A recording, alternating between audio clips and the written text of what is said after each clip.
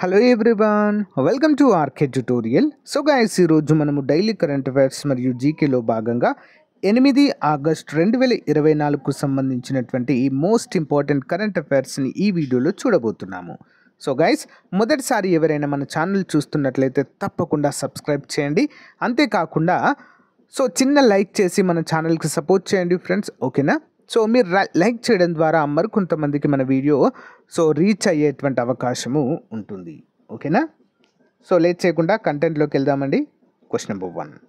సమాచార మరియు ప్రసార మంత్రిత్వ శాఖ 1995 టెలివిజన్ నెట్వర్క్ చట్టం స్థానంలో తీసుకొచ్చిన నూతన చట్టం పేరేంటి? What is the name of the new act brought through the Ministry of Information and Broadcasting to replace the Television Network Act 1995? Answer ఏంటండి మరి? Option A draft broadcasting services bill 2024. వివరాలు చూద్దాము. సమాచార మరియు ప్రసార మంత్రిత్వ శాఖ 1995 టెలివిజన్ నెట్వర్క్ చట్టం స్థానంలో డ్రాఫ్ట్ బ్రాడ్కాస్టింగ్ సర్వీసెస్ బిల్లు 2024ను సిద్ధం చేసింది. మరి నివేదికల ప్రకారం ఈ చట్టం కంటెంట్ను రూపొందించే లేదా కరెంట్ అఫైర్స్ లేదా ఏదైనా వ్రాసే ప్రభావశీలులు లేదా సోషల్ మీడియా పేజీలను ఇది వర్గీకరిస్తుందండి. ఇంపార్టెంట్, అంటే సింపుల్గా చెప్పాలంటే ఈ బిల్లు అన్నిటిని కూడా నియంత్రిస్తుందండి, సోషల్ మీడియాలో ఉన్నటువంటి వాటిని కూడా, ఓకేనా? మరి డిజిటల్ న్యూస్ బ్రాడ్కాస్టర్గా ఆన్లైన్లో ఇతర వార్తలు బ్రాడ్కాస్టింగ్ సర్వీసెస్ నియంత్రణ బిల్లు గురించి చూద్దాము. నేపథ్యం: ఈ డ్రాఫ్ట్ ప్రసార రంగానికి సంబంధించిన చట్టపరమైన ఫ్రేమ్వర్క్ను ఏకీకృతం చేయడానికి మరియు ఓవర్ ది టాప్ అంటే ఓటీటీ కంటెంట్ మరియు డిజిటల్ వార్తలకు విస్తరించడానికి 2023లో సమాచార మరియు ప్రసార మంత్రిత్వ శాఖ ద్వారా విడుదల చేయబడిన ఒక పునర్విమర్శగా దీన్ని మనము చెప్పుకోవచ్చు. సింపుల్గా చెప్పాలంటే ఇంతకుముందు ఈ బ్రాడ్కాస్టింగ్ సర్వీసెస్ బిల్లు అనేది చట్టం అనేది మరి మెయిన్ స్ట్రీమ్ న్యూస్ వాటికే ఉండేదండి, ఎక్కువ మెయిన్ స్ట్రీమ్ న్యూస్ వాటికే ఉండేది.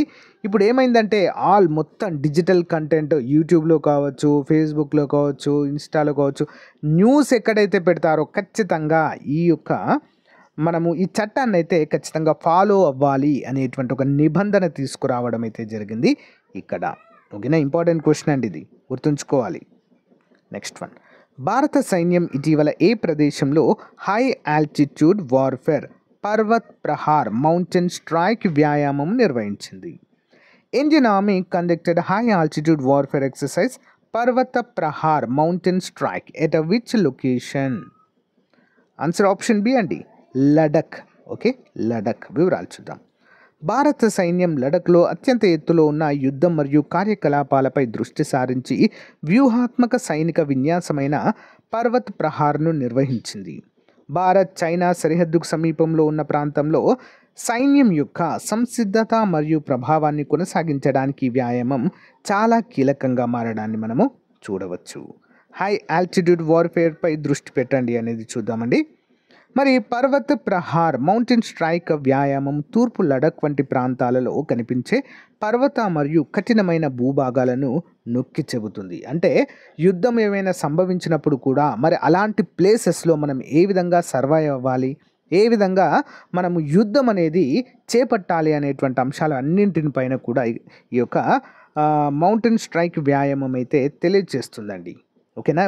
ఇవి ఎందుకు చేస్తారో తెలుసా అండి? వ్యాయామాలు, సైనిక వ్యాయామాలు ఏవైనా కూడా ఎందుకు చేస్తారో తెలుసా? యుద్ధము మనకు చెప్పిరాదు, ఎప్పుడు వచ్చేది తెలియదు. ఇప్పుడు యుద్ధం రాగానే మనం డైరెక్ట్ వెళ్ళి అటాక్ చేయలేం కదా, కొంత ప్రీవియస్గా మనకు వర్కౌట్ అనేది ఉండాలి కంపల్సరిగా. అందుకోసమే అన్ని దేశాలు కూడా సైనిక ఎక్సర్సైజెస్ అనేవి చేస్తూ ఉంటాయండి ప్రతి ఇయర్ కూడా. అంటే వారి దగ్గర ఉన్నటువంటి సామర్థ్యాలను చూపెట్టుకుంటాయి. అదొక ఏంటే ఎక్సర్సైజ్ లాగా, అదొక అంటే ముందు చూపు లాగా అది పనిచేస్తుందండి. సింపుల్, రానున్నటువంటి ఉపద్రవాలకు ముందుగానే సిద్ధమవుతున్నట్లుగా మనమైతే చెప్పుకోవచ్చు, ఓకేనా? గమనించాలి. Next one.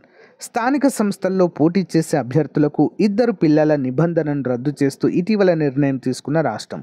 Most important question అండి.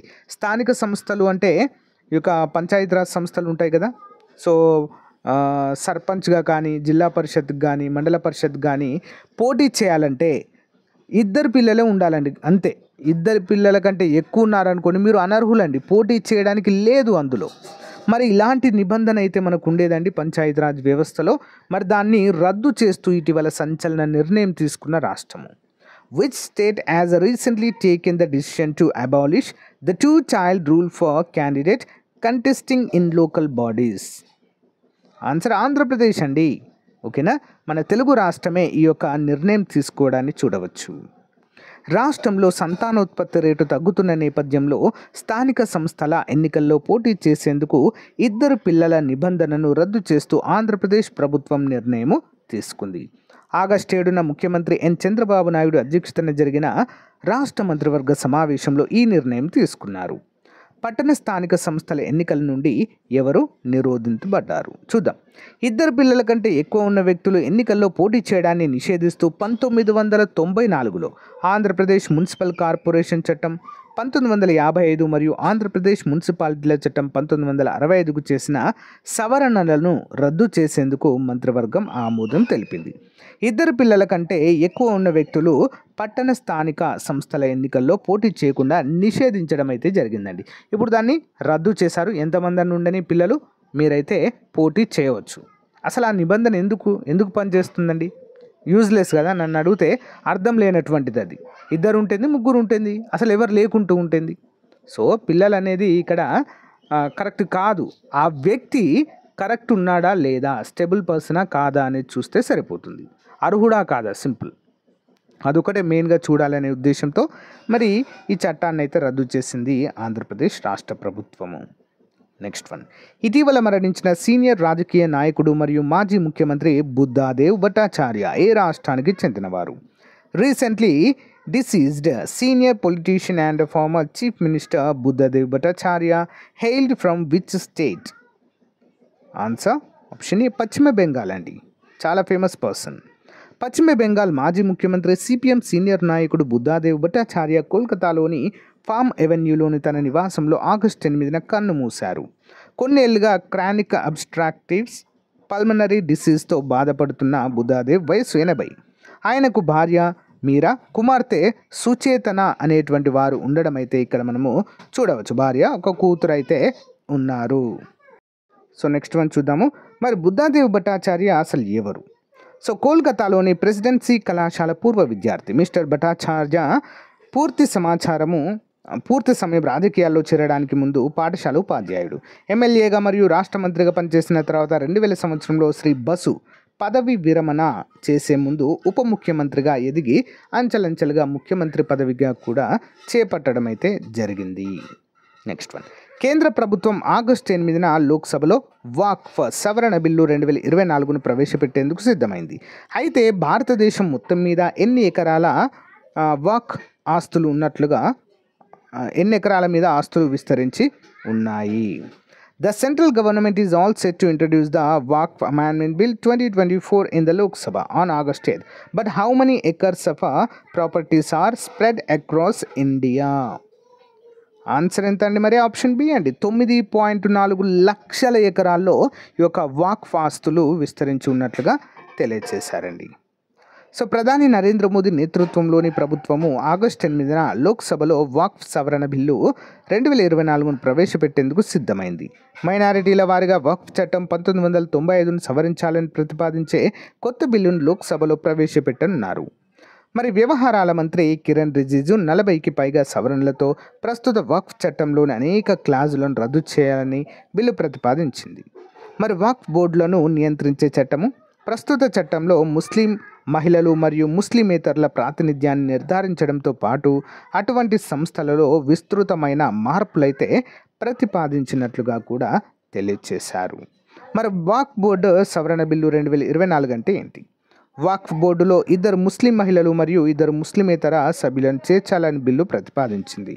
మరియు ఆస్తిని వాక్ఫ్గా తప్పుగా ప్రకటించడాన్ని నిరోధించడానికి కొత్త సెక్షన్ను చొప్పించింది. వాక్ఫ్ ఇస్లాం అనుచరులు విరాళంగా ఇచ్చిన ఆస్తి లేదా భూమిని కలిగి ఉంటుంది మరియు ప్రస్తుతం సంఘం సభ్యులచే నిర్వహించబడుతుంది.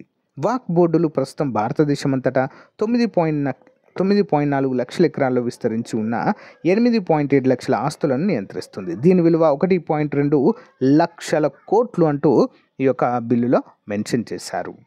నెక్స్ట్ వన్, కేంద్ర ప్రభుత్వం ఇటీవల ప్రకటించిన ప్రారంభ రాష్ట్రీయ విజ్ఞాన పురస్కారాలలో విజ్ఞానరత్న పురస్కారం అందుకున్న ప్రముఖ వ్యక్తి. Eminent person who received Vigyan Ratna Puraskar in the inaugural Rashtriya Vigyan Puraskar announced recently by the central government. ఎవరికి వచ్చిందండి? Option C, doctor Govindarajan Padmanabhan గారికి. చూద్దామండి, చాలా ఇంపార్టెంట్ ఇది. సైన్స్ అండ్ టెక్నాలజీ మరియు ఇన్నోవేషన్ విశిష్ట సేవలను గుర్తించి గౌరవించే ఒక ముఖ్యమైన చర్యలో భారత ప్రభుత్వము ప్రారంభ అంటే ఇవే ఫస్ట్ వండి రాష్ట్రీయ విజ్ఞాన పురస్కారాలను ప్రకటించింది. మరి ఒక కొత్త అవార్డు విధానము వివిధ సైన్స్ విభాగాల నుంచి 300 మంది కంటే ఎక్కువ అవార్డీలను భర్తీ చేస్తుంది. దేశవ్యాప్తంగా విద్యావేత్తలు, సాంకేతిక నిపుణులు మరియు ఆవిష్కర్తల విజయాలను జరుపుకోవడము లక్ష్యంగా పెట్టుకుంది. విజ్ఞానరత్న పురస్కారము జీవితకాల సాధనకు గౌరవం. డాక్టర్ గోవిందరాజన్ పద్మనాభన్కు మొదటి గ్రహీతగా ఈ గౌరవం అయితే అందజేశారు. అత్యున్నత గౌరవం విజ్ఞానరత్న పురస్కారము ప్రముఖ బయోకెమిస్ట్ మరియు Indian institute of science Bengaluru మాజీ డైరెక్టర్ డాక్టర్ గోవిందరాజన్ పద్మనాభన్కు లభించింది. మరి పద్మభూషణ్ అవార్డు గ్రహీత అయిన డాక్టర్ పద్మనాభన్ బయోకెమిస్ట్రీ రంగంలో ఆయన చేసిన విశేష కృషికి గుర్తింపుగా ఈ జీవితకాల సాఫల్య పురస్కారాన్ని అందుకుంటారు. వర్గాలు మరియు ఇతర గ్రహీతలు చూసినట్లయితే ప్రభుత్వం వివిధ వర్గాలలో మొత్తం 33 శాస్త్రీయ విజ్ఞాన పురస్కారాలను ప్రకటించింది. విజ్ఞానశ్రీ అవార్డులు 13 మంది శాస్త్రవేత్తలు వివిధ వైజ్ఞానిక రంగాల్లో తమ విశిష్ట సేవలకు ఈ విజ్ఞాన్ శ్రీ అవార్డులను అందుకున్నారు. నెక్స్ట్, విజ్ఞాన్ యువ శాంతి స్వరూప్ భట్నాగర్ అవార్డులు. ప్రతిష్టాత్మక శాంతి స్వరూప్ భట్నాగర్ బహుమతి వారసత్వాన్ని కొనసాగిస్తూ 45 ఏళ్లలోపు మరి 18 మంది యువ శాస్త్రవేత్తలు విజ్ఞాన్ యువ శాంతి స్వరూప్ భట్నాగర్ పురస్కారాలతో సత్కరించబడ్డారు. నెక్స్ట్ చూసినట్లయితే విజ్ఞాన్ టీమ్ అవార్డ్. భారతదేశ అంతరిక్ష కార్యక్రమానికి ముఖ్యంగా విజయవంతమైన మూన్ ల్యాండింగ్ మిషన్కు విజ్ఞాన్ టీమ్ అవార్డుతో టీమ్ చంద్రయాన్ 3 గుర్తింపు పొందడాన్ని మనం చూడవచ్చు. మోస్ట్ ఇంపార్టెంట్ క్వశ్చన్ అంటే ఇది గుర్తుంచుకోవాలి. ఓకే, నెక్స్ట్ వన్, ఫిజీ దేశ అత్యున్నత పౌర పురస్కారం companion of the order of the Fiji అందుకున్న భారతీయుడు ఎవరు? క్రింది వారిలో ఎవరు? Who is the following Indian who receive Fiji highest civilian award companion of the order of Fiji? ఎవరైనా ఆప్షన్ ఇవ్వండి. ప్రెసిడెంట్ ద్రౌపది ముర్ము గారికి వచ్చిందండి. ఇటీవల ప్రెసిడెంట్ ద్రౌపది ముర్ముకు companion of the order of Fiji లభించింది. ఇది బలమైన భారతదేశము ఫిజీ సంబంధాలను గుర్తించి ఫిజీ నుండి అత్యున్నత పౌర పురస్కారము. మరి ద్వీప దేశానికి ఆమె చారిత్రాత్మక పర్యటన సందర్భంగా ఈ గుర్తింపు వచ్చింది. ఇది వరుసగా మొదటిసారిగా భారత రాష్ట్రపతి ఫిజీకి వెళ్ళడం అయితే మనము చూడవచ్చు. నెక్స్ట్ వన్, భారతదేశ ప్రవాస భారతీయులు ముఖ్యంగా గిర్మితీయ కార్మికుల సహకారాన్ని భారత రాష్ట్రపతి గుర్తించి విదేశీ భారతీయ సంఘాల ప్రాముఖ్యతను నొక్కి చెప్పారు. గిర్మితీయ అనే పదము గిర్మిట్ నుండి ఉద్భవించింది, అంటే ఒప్పందము అని అర్థము. ఇంపార్టెంట్ క్వశ్చన్ అండి, ఒప్పందము. నెక్స్ట్ వన్, ప్యారిస్ 2024 ఒలింపిక్స్లో భారత పురుషుల హాకీ జట్టు స్పెయిన్పై గెలిచి పొందిన పథకమేది? Which medal did the Indian men's hockey team win over Spain in the Paris 2024 Olympics? So ఇది మొత్తానికి 4వ పథకం అండి మనకు రావడము. ఓకేనా, కాంస్య పథకము. 3 కూడా మనకి షూటింగ్ విభాగంలోనే వచ్చాయి. 2 మనుబాకర్కి వచ్చాయి, 1 స్వప్నిల్కి వచ్చింది. ఇప్పుడు ఇండియన్ హాకీ టీంకి అయితే కాంస్య పథకం రావడం జరిగింది. మొత్తం 4 పథకాలు వచ్చాయి, 4 కూడా కాంస్య పథకాలని మనం గుర్తుంచుకోవాలి. గురువారం జరిగిన ప్యారిస్ 2024 ఒలింపిక్స్లో భారత పురుషుల హాకీ జట్టు 2-1తో స్పెయిన్ను ఓడించి కాంస్య పథకాన్ని గెలుచుకుంది. కెప్టెన్ మార్క్ మిరాల్స్ 18వ నిమిషంలో తర్వాత ద్వారా స్పెయిన్ ఆధిక్యంలోకి దూసుకెళ్ళింది. అయితే కెప్టెన్ హర్మన్ప్రీత్ సింగ్ 30వ నిమిషంలో మరియు 33 నిమిషాల ధాటికి భారత్ రెచ్చిపోయింది. వైడ్స్ డు మనోయిడ్ స్టేడియంలో జరిగిన విజయంతో భారత్ ఒలింపిక్స్లో మరి హాకీలో రికార్డు స్థాయిలో 13వ పథకాన్ని మరియు వరుస ఎడిషన్లో 2వ కాంస్యాన్ని సాధించింది. నిజానికి మ్యూనిచ్ 1972 తర్వాత భారత్ తొలిసారిగా హాకీలో వరుస పథకాలైతే సాధించి రికార్డు సృష్టించిందండి. చాలా చాలా ఇంపార్టెంట్. లాస్ట్ టైం టోక్యో ఒలింపిక్స్లో ఈ యొక్క జైత్రయాత్ర ప్రారంభించిందండి. అంతకుముందు దాదాపు ఒక 10 సంవత్సరాల వరకు ఇండియన్ హాకీ అనేది చాలా చాలా పేలవమైన ప్రదర్శన చేసిందండి. అసలు హాకీ టీం పని అయిపోయింది అనేటువంటి స్టేజ్లో మరి 2020 టోక్యో ఒలింపిక్స్లో పుంజుకొని పథకం సాధించి సేమ్ అదే జోరును ఈ యొక్క ప్యారిస్ ఒలింపిక్స్లో కూడా తీసుకెళ్లడం అయితే మనం చూడవచ్చు. ఇట్స్ ఏ గ్రేట్ అచీవ్మెంట్గా మనమైతే చెప్పుకోవచ్చండి. ఓకే, ప్రధానమంత్రి కార్యాలయం అదనపు కార్యదర్శిగా ఇటీవల నియమితులైన ఐఏఎస్ అధికారి పేరేంటి? What is the name of the IAS officer recently appointed as a additional secretary prime minister's office? ఎవరండి? Option A Amit Singh Negi. ప్రధానమంత్రి కార్యాలయం అదనపు కార్యదర్శిగా సీనియర్ ఐఏఎస్ అధికారి అమిత్ సింగ్ నేగి తీవ్ర మోసాల దర్యాప్తు కార్యాలయం SFIO డైరెక్టర్గా IRS అధికారి సమీర్ అశ్విన్ వకీల్ నియమితులు కావడం జరిగింది. 1999 బ్యాచ్కు చెందిన అమిత్ సింగ్ నేగి ఉత్తరాఖండ్ క్యాడర్కి చెందిన ఐఏఎస్ అధికారిగా చెప్పుకోవచ్చు. నెక్స్ట్ వన్, అమెరికా జాతీయ పక్షిగా ఇటీవల ఆ దేశ పార్లమెంట్ క్రింది ఏ పక్షిని గుర్తిస్తూ అంగీకారం తెలిపింది? Recently the parliament of the country as recognised which of the following birds as the national bird of the United States. అంటే ఇప్పటి వరకు ఆ దేశానికి జాతీయ పక్షి లేదండి. ఓకే, పరిశీలన దశలోనే ఉండేది, ఇప్పుడు ఓకే చేశారు. ఏంటది? దాని పేరు ఆప్షన్ సి బాల్డ్ ఈగల్.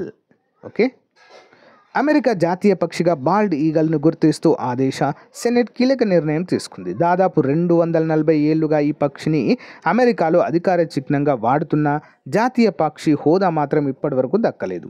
200 ఏళ్లకు పైగా ఎదురుచూపులకు ముగింపు పలుకుతూ సెనెట్ అంగీకారం తెలుపుతూ ప్రకటన చేయడం అయితే మనము చూడవచ్చు.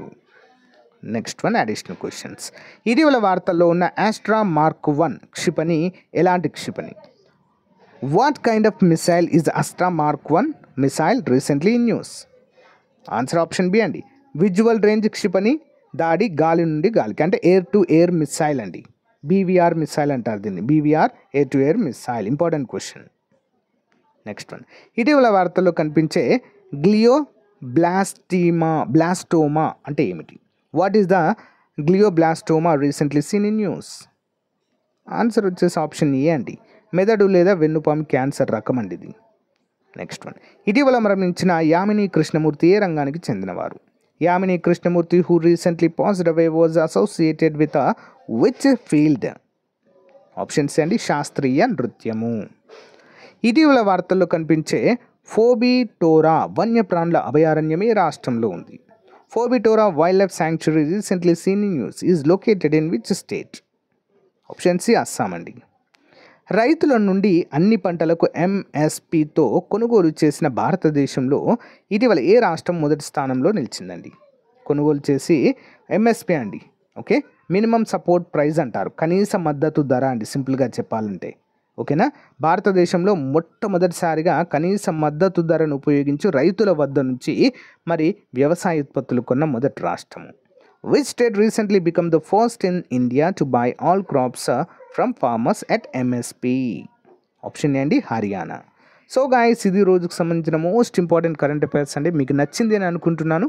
నచ్చిన వారు లైక్ చేయండి, మీ ఫ్రెండ్స్తో షేర్ చేయండి. Thank you for support. Have a nice day. Bye.